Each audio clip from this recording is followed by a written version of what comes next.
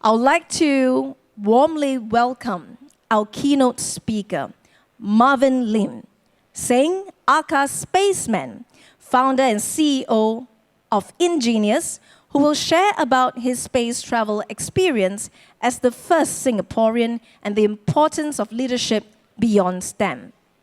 In 1999, Mr. Lim Seng was nominated by Deputy PM, then Dr. Tony Tan, to set up and head Singapore's first offshore DTO for Europe in the Singapore Embassy in Paris.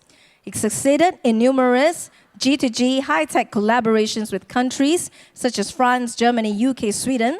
For his contribution towards technology cooperation with Europe, he was accorded by President Nathan as Administration Service Medal in 2004. Mr. Lim Seng was involved and instrumental in many projects covering aircraft, helicopter, radar, missile, security and cyber, and space, notably in the R&D of deep space power generation, space-based solar energy, space guidance, and navigation. In 2010, he initiated the Hypersonic Spaceplane Demonstrator Project in Singapore. Currently, Mr. Lim Seng, founder, he is of IN.Genius. In his personal capacity, is aiming to send a first Singaporean to cross the Armstrong Line at 20 kilometers to teleport Singapore to space. Let's put our hands together to Marvyn Lim Seng, our keynote speaker.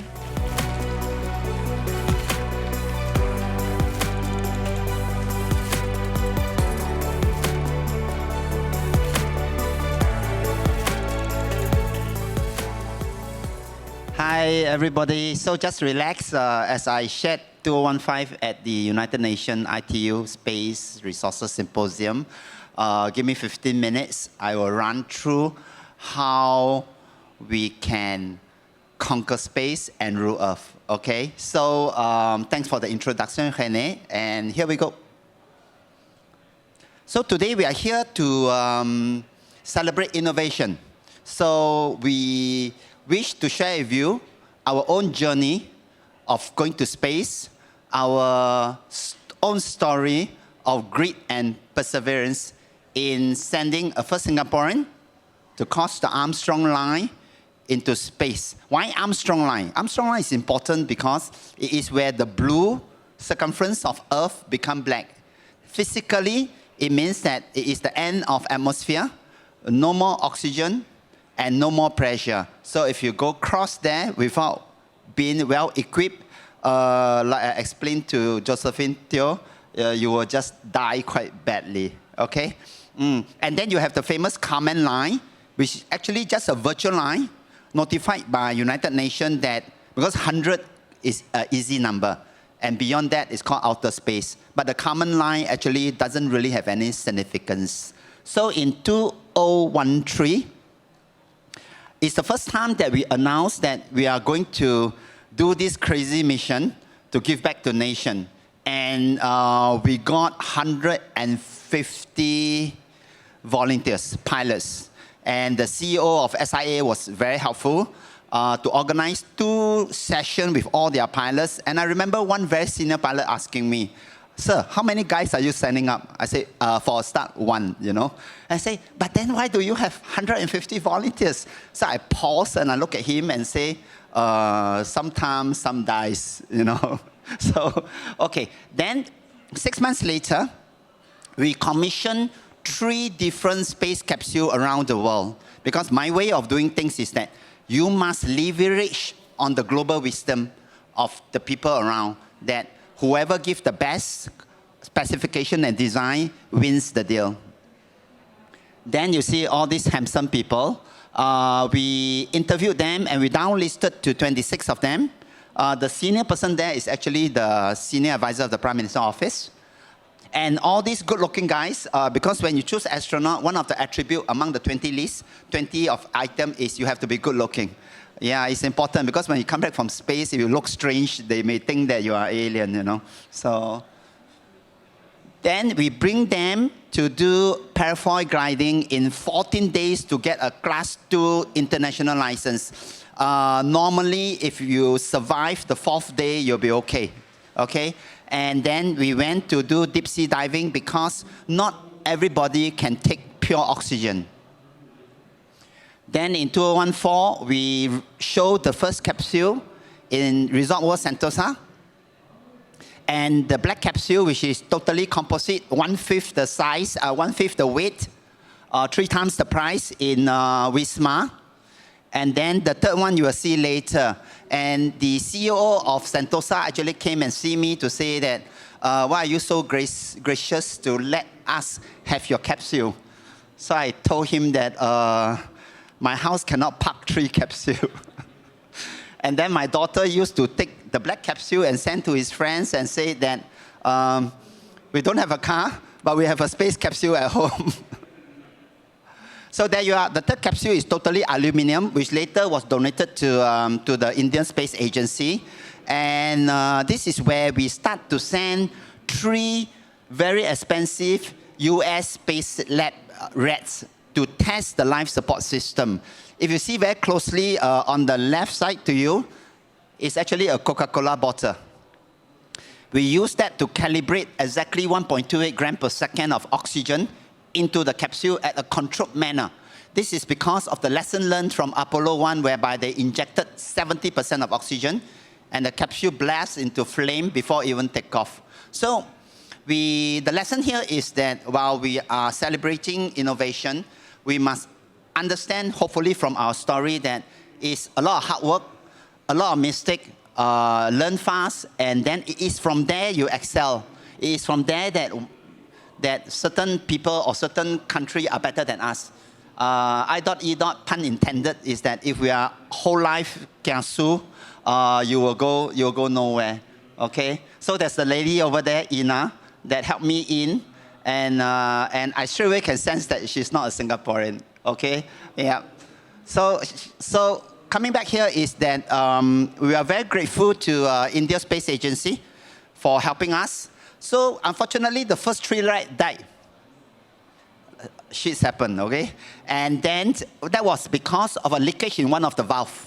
And then later on, we stay on, me 1 person with 60 Indians, and we solved the problem in 46 days. Amazing. With the help of the Indians, okay, to be fair. All right? So I'm very grateful to them. And we sent the next batch of 3 rats up, and they survived. So with that, we move on to the next stage. It's another 6 months if you track the event. We went to Alice Spring, and we do a drop test from a hot air balloon, step by step, very cautiously, because this is for manned flight. And there's this gentleman here, Australian, that called me up one day and says that, I want to join the team as a volunteer, no cost, nothing. And later I found out that he's none other than the famous John Wallington, who is actually the person who flew the Russian around the world in 11 days in a hot air balloon. 80 days is Jackie Chan, so don't mix that up. So there you are. So again, 2016, this is important because we actually fly 2 long distance flights, 7 hours and 31 kilometer high. And we actually turn around the 2 missions within 48 hours. The same team of people doing the same mission from NASA is 100 kilometers from us. So because of this flight test, we became quite famous. Because people who are tracking the stratosphere, there's nobody there except maybe, is this? Oh, never mind, I skip it. Okay, let's go. Then in 2016, we were so-called given press in the Straits Times, and it was commented that what we are doing is awesome. So I qualified to Teo Chee Yen that we are awesome not only because of the maths and science and the complexity. We are awesome is because 6 to 7 of kampong boys and girls, your friends next door, come together and got this done by ourselves. Then we went back again 2018, and this time we do a free-fall drop test. And this is very important because one of the 4 ways you can die is coming back from space is when you land. Because the impact is humongous. And in the earlier days, again, lesson learned from NASA is that most people will use spring system. It's very intuitive. But the astronaut died on the rebound because the spring will give you back the energy. So what we did is we used a lot of crashables to absorb the energy. Then 2018, this is our current, even today, our current F-15 commander. He flew in National Day many times, and you can see he's quite good looking, okay? Yeah, and he's still the current F-15 commander. So he is one of our top candidates to fly to space for Singapore. Then come 2018, we were going to fly, but unfortunately on that day, the wind at the higher level crossed 123 knots, which means it's about 210 kilometers per hour, which is not safe to fly. So I actually aborted the mission, and I wrote a letter of apology to the Australian government. And they actually came back with a commendation letter that, that of course, I did the right thing. I mean, to abort a mission, the most painful person will be myself. You know, every trip will be about $500,000. Then you see, this is to show you that these are the heroes behind. This is not animation PowerPoint. This is real people and a lot of hard work, a lot of teamwork. So the other take back from my sharing is hopefully to inspire people that, yeah, it's an out of this world mission, but it starts with the people. And then you have amazing teamwork. Because if you are smart, you should know that you cannot do this yourself. Then these are, I always joke about it, these are the 3 incarnated female rats. Then people ask me, why space lab rat has to be female? Then I say, I am not sure, but I think if you have guys trying to give birth, they may give up halfway, okay? But they are quite expensive, okay? I mean the lab rats, yeah. Then this is, well, artist view of what the capsule will look like. So, in the recent space flight by Blue Origin, it cost you, the ticket, one of the ticket was 28 million, and it only lasted for 11 minutes. Virgin Galactic was $500,000, okay, for 90 minutes. So what we are trying to do here is that we are innovating a safe way of flying whereby it's gentle and anybody can go. And it only costs about 50,000 to 125,000 for hours. And you are seeing exactly the same thing without risk of explosive rocketry. So that's it. Thank you very much. If you have any question, yeah.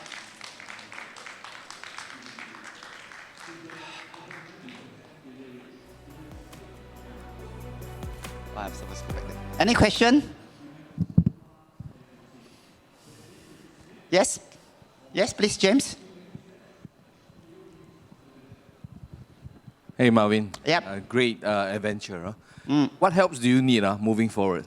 Oh, actually, I told Heng Chee Kiat once, he asked me a chicken and egg problem. He said, is it money or technology? I think I answered, hey, brother, of course money, you know. So yesterday or 2 days ago, you saw the news, Elon Musk employed the ex-NASA chief of human flights. I think he should be quite well paid, you know. So money is important. And very good question, because everybody talk about innovation. Innovation is a word, it's a buzzword today, and often abused in a certain way. Innovation is fashionable, but we must understand that if you look at the ingredients, it is actually leadership, a lot of grit, G-R-I-T, a lot of perseverance, but behind it is investment. You need investment so that you can fund research and development. Research and development in French is called recherche. What it means is that you keep searching until you find. Yeah.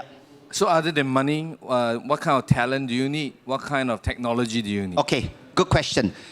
If you look at the flow chart just now, we have in the first 3 years, 2013 to 2016, we have actually hacked the complete technical system because we flew to 31 km for 7 hours.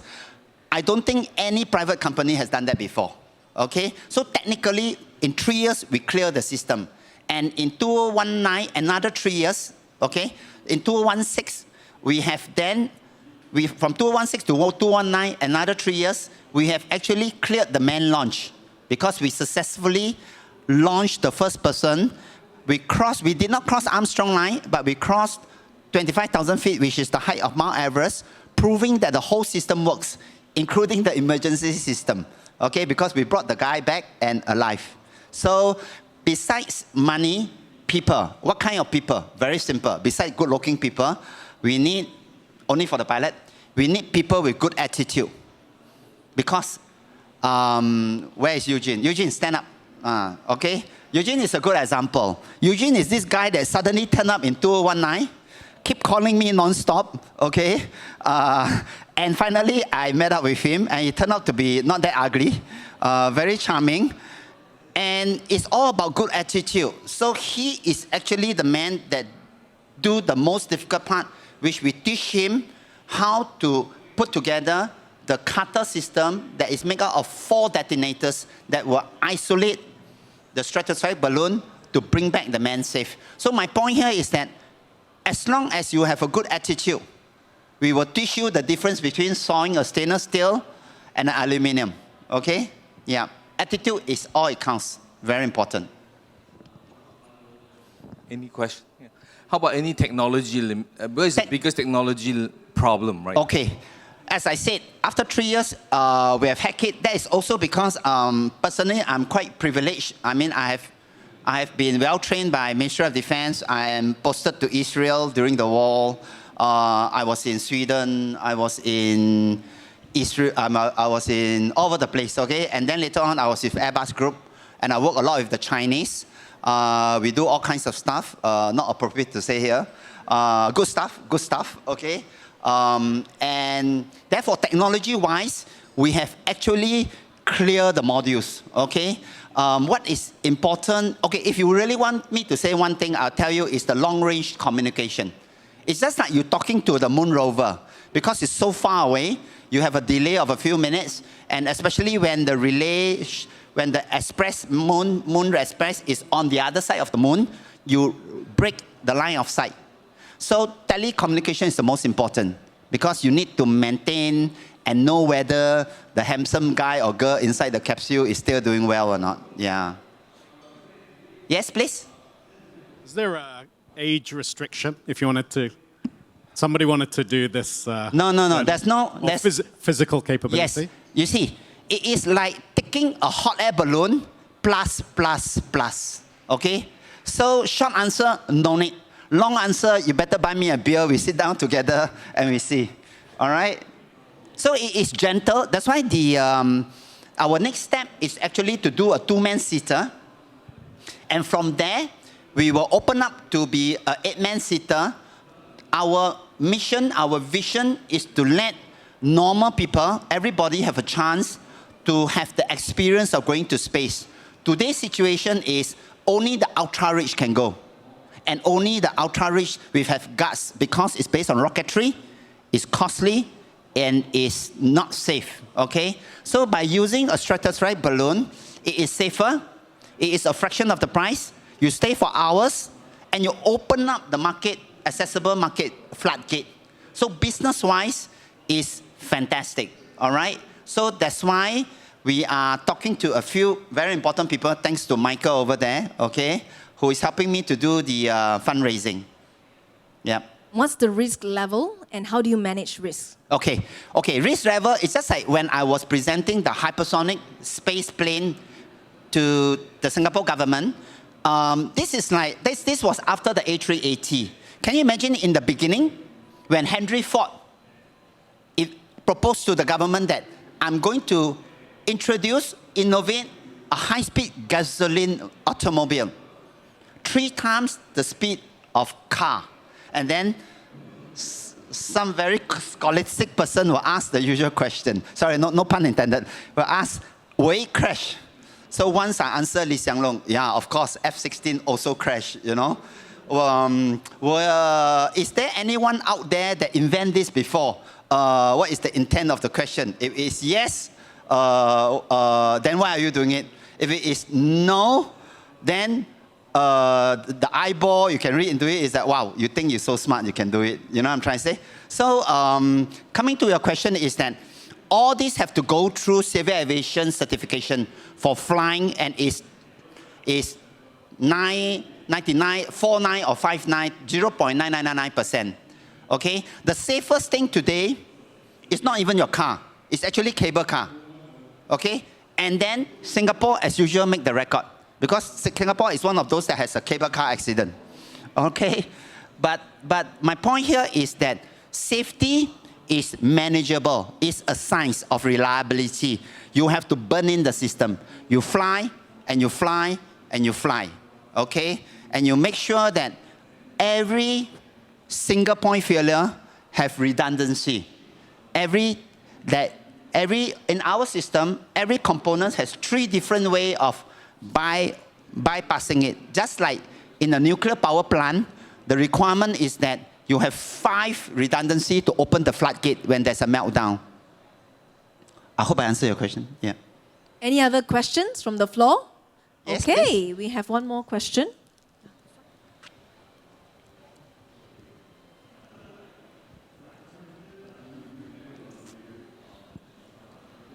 Hi. Yeah, just a very simple 2 questions from me. Good. Simple question is good. What keeps you going in this line that you do, and what keeps you awake at night? At the end of I got one naughty answer for both of them, but I'll tell you another time. Actually, I thank God that every day I wake up, I'm being DNA'd this way, that I will look for problems to solve.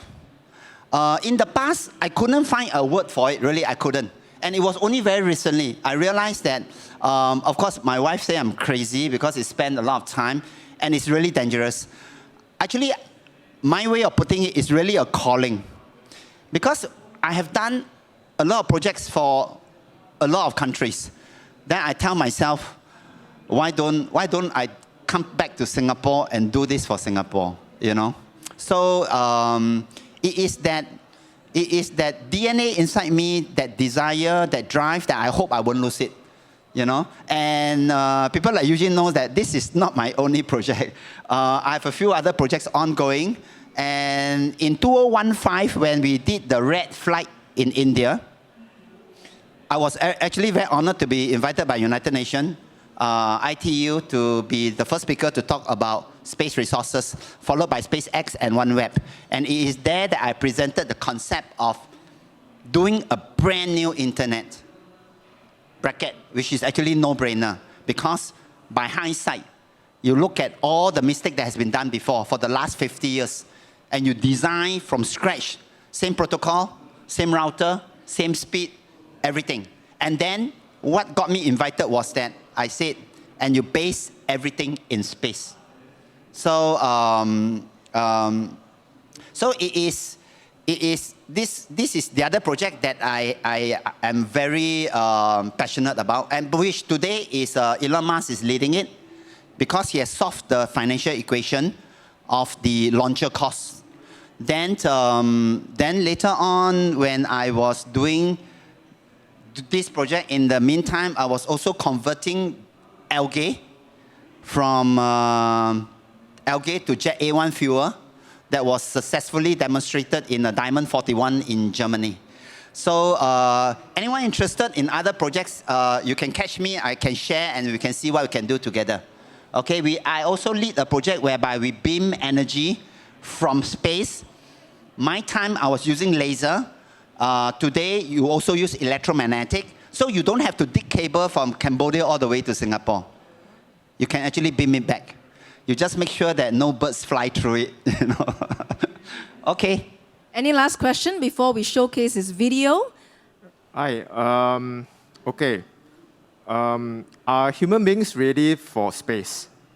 That is my question. Okay. Actually, you think about it. Human beings are born to be curious. We always want to go to the next frontier. So today is because space travel is only really limited for the ultra-rich, as I said just now. And that is because it's based on rocketry. And rocketry is risky, therefore it's costly. But there are many ways to skin a cat. So if you use a stratospheric balloon, which is very intuitive, you will design because these are not party balloon that you can buy from eBay or Alibaba, okay? So these are special balloon that you need special permission to buy. And it will bring you gradually, as I said, a hot air balloon plus, to go beyond atmosphere. So whether human or people are ready to go into space, it is that if you provide that facility, more people will go. And once more people will go, I told Minister Teo Chee Hean once, stratospheric from 20 to 100 km, nobody is there. Nobody, okay? Maybe except some Chinese balloon, okay? But there are other balloons, trust me, okay? So once you give that opportunity, people will go. Yeah. Okay, let's showcase his video. Thank you. Share his story with you. And the final liftoff of Discovery. What kind of man wakes up one day thinking, let's start a space travel business in Singapore? A rather special time. It sparked upon me one morning that if we want to make normal people to go to space, we must think out of the box. Always focus on the technicality of the system. Lim Seng has been boldly going where no man has gone since his days at the Ministry of Defence. And later at EADS, the aerospace giant now known as the Airbus Group, where he spearheaded a project for a hypersonic space plane. And then 2 years ago, I woke up one morning and I resigned. And I give a phone call to some of my friends all over the world, and we say, let's meet in Paris in front of Notre Dame. I'll buy you guys a lunch. And that was how it started. they knew that to open up space travel to everyone, space rockets with huge G-forces were out of the question. We meet together and we say, let's design a system using stratospheric balloon to go up to 20-30 kilometers, whereby we can provide space travel to normal people at very gentle acceleration. You won't cause a big hole in the island and sink Singapore. More importantly is that by using that method, a lot of people who don't have to be astronaut, who don't have to be 100% fit, can actually take a commercial flight just like an A380 to go up to space.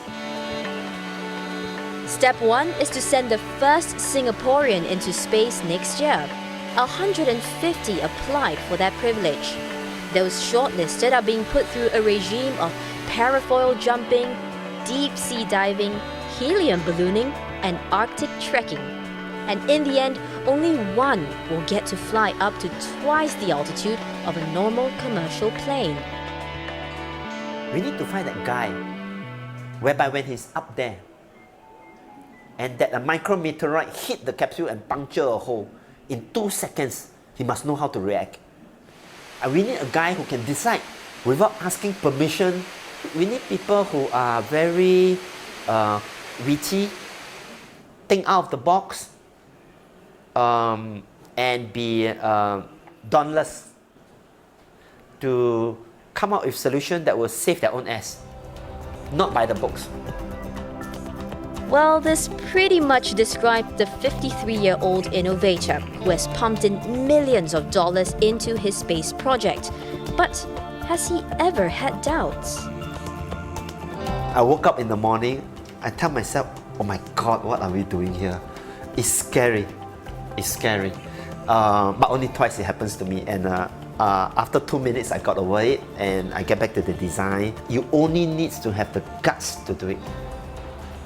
And therefore, this exercise is to show normal Singaporean that if we put our conviction to it, we put our knowledge, our educational system is really not that bad. It's really that the people must have the grit, G-R-I-T, to be able to have perseverance, to push through, to do this.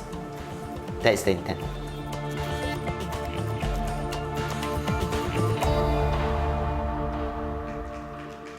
Thank you very much, Marvyn. I think it's amazing to have such talent in Singapore. Prior to this segment, I never knew that Singapore had our own Spaceman. Can we please invite Marvyn up to receive a token of appreciation from Hedge Submit as well to take a picture?